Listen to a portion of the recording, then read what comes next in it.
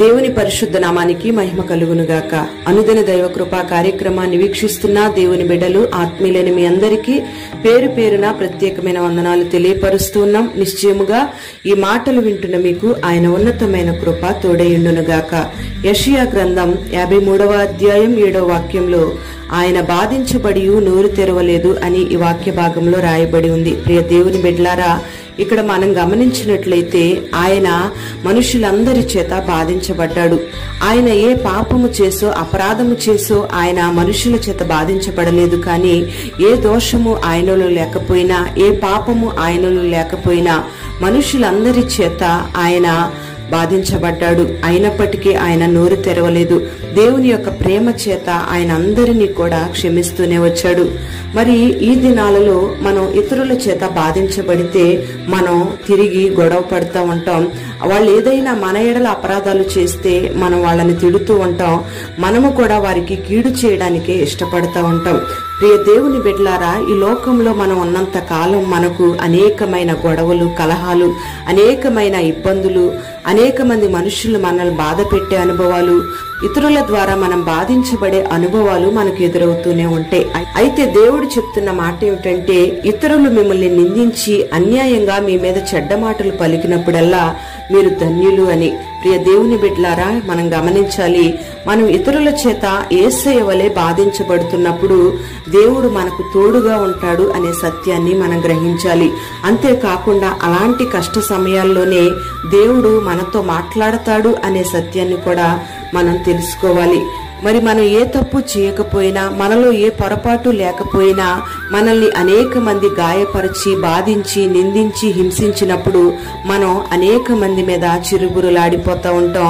అంతేకాకుండా నేను ఏ పాపం చేయలేదు, ఎందుకు ఇలా జరిగింది, ఎందుకు నన్ను బాధిస్తున్నారు అని ఎదురు వాదనకు దిగుతా ఉంటాం. అయితే దేవుడు ఏమాత్రం కూడా నోరు తెరవలేదు. ఆ రీతిగానే పరిశుద్ధ గ్రంథంలో ఇస్సాకును మనం గమనిస్తే, ఇస్సాకు దినాల్లో కరువు వచ్చింది.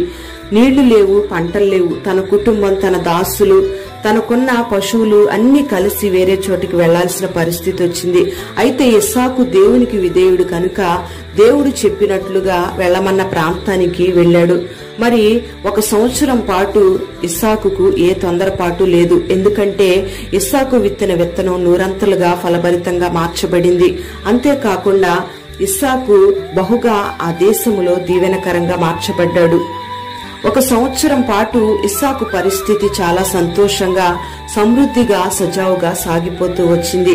అయితే ఇస్సాకు ఈ రీతిగా గొప్పవాడవటం చూసి ఫిలిస్తీయులు అతని మీద అసూయపడ్డారు. ఈ ఫిలిస్తీయుల రాజు ఇస్సాకును ఆ ప్రాంతాన్ని విడిచి వెళ్లిపోమని చెప్పాడు. అయితే ఆ సందర్భంలో ఇస్సాకుకు వాళ్లతో గొడవ పడడం ఇష్టం లేదు.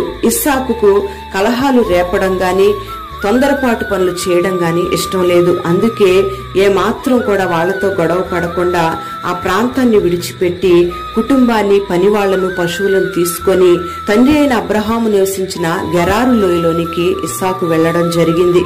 ఇక్కడ ఇస్సాకు అంత బాధ అనుభవిస్తూ కూడా ఏమాత్రం కూడా నోరు తెరవలేదు. ఈ గెరారు లోయలో అంతకు ముందు తన తండ్రి అయిన అబ్రహాము ఆ స్థలంలో బావులను త్రవ్వించాడు. ఆ బావులన్నిటినీ కూడా ఫిలిస్తీయులు పూడ్చేశారు. ఇస్సాకు తన దాసుల సహాయంతో మరలా ఫిలిస్తీయులు పూడ్చేసిన ఆ బావులను తిరిగి త్రవ్వించాడు. అప్పుడు ఆ బావుల్లో జలలు కలిగిన నీళ్లు ఊరాయి. అప్పుడు గెరారు కాపరులు ఇస్సాకు యొక్క కాపరులతో జగడమాడి ఈ నీరు మాదే అని చెప్పారు. వెంటనే ఇస్సాకు ఏమాత్రం కూడా వారితో జగడమాడకుండా ఆ తవ్విన బావిని వదిలేసి తన దాసులతో కలిసి మరి ఒక బావిని తవ్వడం జరిగింది. వెంటనే మరలా ఫిలిస్తీయులు వచ్చి జగడమాడి ఈ బావి కూడా మాదే అన్నారు. మరలా ఈసారి కూడా ఇస్సాకు ఆ బావును వాళ్లకు వదిలేశాడు. అయితే ఇస్సాకు వాళ్లతో గొడవకు దిగలేదు, వాళ్ల మీద కోపపడలేదు. ప్రియ దేవుని బిడ్డలారా, మనం గమనించినట్లయితే ఈ సందర్భమే మన జీవితంలో ఎదురైతే మనం పడిన కష్టానికి ప్రతిఫలం మనకు దక్కనివ్వకుండా ఎవరైనా మనకు వ్యతిరేకంగా లేవనెత్తబడితే మనం ఎంతగానో సనుగుతూ ఉంటాం. ఎంతో ప్రయాసపడ్డాం, ఈ ప్రయాస అంతా వృధా అయిపోయిందని వ్యసనం తెచ్చుకొని కంగారు పడిపోతూ ఉంటాం. అనేక సార్లు చీ ఇలా జరిగిందేంటి, చీ ఇలా జరిగిందేంటి అని అనేక సార్లు మన నోటి వెంట మాట్లాడుతూ ఉంటాం. బావిని తిడుతూ ఉంటాం, నీటిని తిడుతూ ఉంటాం. దీనివల్ల ప్రయోజనం లేదని కన్నీరు కారుస్తూ ఉంటాం. అంతేకాకుండా బావిని తవ్విన పనివాళ్లను కూడా తిడుతూ ఉంటాం. మీతో ఒక్క పని కూడా కలిసి రావటం లేదు, మీకు తిండి పెట్టడం వేస్ట్ అన్నట్టుగా దాసుల్ని మనమైతే తిడుతూ ఉంటాం. మరి ఇక్కడ ఇస్సాకుని మనం గమనిస్తే అంత నష్టములో అంత బాధలో కూడా నోరెత్తి మాట్లాడలేదు. వాళ్ళకే ఆ బావుల్ని వదిలేసి మరలా తిరిగి వేరొక బావిని తవ్వుకున్నాడు. మరి అలాంటి బాధే మనకు ఎదురవుతే ఈ దినాన మనుష్యులు ఆత్మహత్య చేసుకుంటామని మాట్లాడుతూ ఉంటారు. ఆత్మహత్య చేసుకోవాలి అన్న ఆలోచనలు వాళ్ళలో కలుగుతూ ఉంటాయి. ప్రియ దేవుని బిడ్డలారా, అలాంటి తలంపులు నీ జీవితంలోకి వచ్చాయంటే దేవుడు నిన్ను బట్టి బహుగా దుఃఖిస్తాడు అనే విషయాన్ని నువ్వు గమనించుకోవాలి. ఇస్సాకు మరి 3వ బావి తవ్వినప్పుడు ఈసారి ఫిలిస్తీయులు వాళ్ళ దగ్గరకు రాలేదు, వాళ్ళనేమి తొందర చేయలేదు. ఇప్పుడు ఇస్సాకు దేవుడు మనకి ఎడం కలుగు చేశాడు, ఇక ఈ దేశంలో దేవుడు నన్ను అభివృద్ధి పరుస్తాడు అని విశ్వాసం ఉంచి తన జీవితంలో ముందుకు సాగిపోయాడు. ఒకవేళ అనేక మంది ద్వారా నువ్వు బాధించబడుతూ ఉన్నావేమో, అనేక మంది మాటల ద్వారా, వాళ్ళు చేసే క్రియల ద్వారా, వాళ్ళ పద్ధతుల ద్వారా నువ్వు బాధించబడుతూ నీ మనస్సులో బాధపడుతూ ఉన్నావేమో. నువ్వు పడుతున్న కష్టానికి ప్రతిఫలాన్ని రానివ్వకుండా అనేక మంది నీ కష్టార్జితాన్ని బిగబడుతూ ఉన్నారేమో. మరి ఈ దినాన నువ్వు ఏ బాధతో బాధించబడుతూ, ఏ వేదనతో, ఏ కలవరంతో, ఏ దుఃఖంతో వేదన పడుతూ ఉన్నా నా దేవుడు నీ బాధను చూస్తున్నాడు. నిన్ను ఆశీర్వదించడానికి, ఇస్సాకును దీవించినట్లుగా దీవించడానికి ఈ దినాన సిద్ధంగా ఉన్నాడు. ప్రియ దేవుని బిడ్డలారా, మరి నువ్వే పరిస్థితుల్లో ఉన్నా ఇస్సాకు వలె నువ్వెన్ని బాధలను అనుభవిస్తున్నా మౌనంగా సహించి ప్రభు కొరకు జీవించినట్లయితే ఆ బాధలలో నీకు నెమ్మదిని కలుగు చేస్తాడు.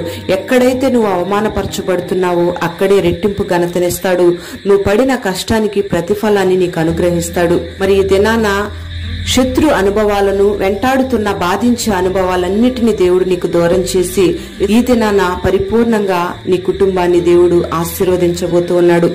మరి నీకు కలిగిన బాధల్లో మౌనంగా ప్రభు మీద భారం వేసి నువ్వు బాధించబడినా మౌనంగా ఉన్నట్లయితే దేవుడు నిశ్చయంగా నీ జీవితంలో గొప్ప ఆశ్చర్యకరమైన కార్యాలను చేయబోతూ ఉన్నాడు. మరి అట్టి కృపని ఈ దినాన దేవుడు నీకు అనుగ్రహించునుగాక. ప్రార్థన. పరిశుద్ధుడవైన తండ్రి, దయగలిగిన దేవా, నీకు స్తోత్రం చెల్లిస్తూ ఉన్నాం. ఈ దినం ఈ మాటలు వినని బిడ్డల్ని మీరు ఆశీర్వదించండి. ఈ దినాన ఎంతమంది నీ బిడ్డలు ఏ సమస్యల చేత బాధింపబడుతున్నారో, ఏ మనుషుల చేత బాధింపబడుతున్నారో, ఆ బాధించబడుతున్న అనుభవాలన్నిటిలోంచి నీ బిడ్డల్ని మీరు లేవనెత్తండి. ఎదురాడుచున్న శత్రు అనుభవాలను మీరు తొలగించి నీ బిడలకు జయమివ్వండి. ఆటంకాలను తొలగించండి. ఇస్సాకుకు ఇచ్చిన జలలు కలిగిన ఓటలను నీ బిడలకు మీరు అనుగ్రహించండి. ఎక్కడ అడుగు పెట్టిన ఆశీర్వాదాన్ని మీరు కలుగు చేయండి. నీ బిడలకు ఓర్పును, సహనాన్ని, ఉన్నతమైన క్షేమాన్ని మీరు కలుగు చేసి పరిపూర్ణంగా దీవించమని యేసు నామములో అడుగుచున్నాము తండ్రి. ఆమేన్.